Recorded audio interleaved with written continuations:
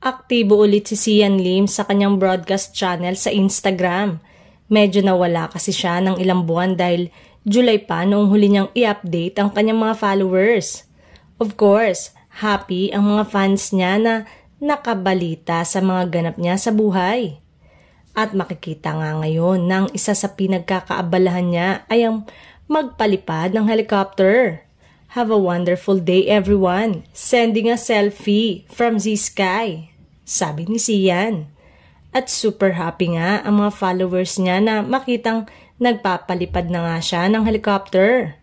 First time in the pilot seat. Nothing compares to the thrill of taking flight and seeing the world from above. Here's to new heights and unforgettable views. First flight, sabi ni Sian. Kasunod ang pagpapasalamat kay Captain Sassy Cake, isang flight instructor. Super support naman, syempre mga kaibigan ni Sian. Super YOLO, sabi ni Rocco Nasino. Tara master, lipad na.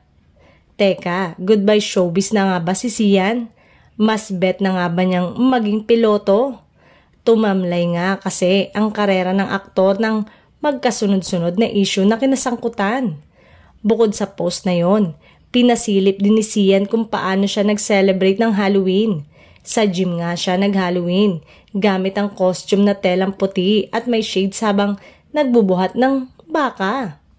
Samantalang, totoo nga kaya ang balita mula sa isang source na tinanggihan di umano ng TV network ang pagbabalik ng aktor?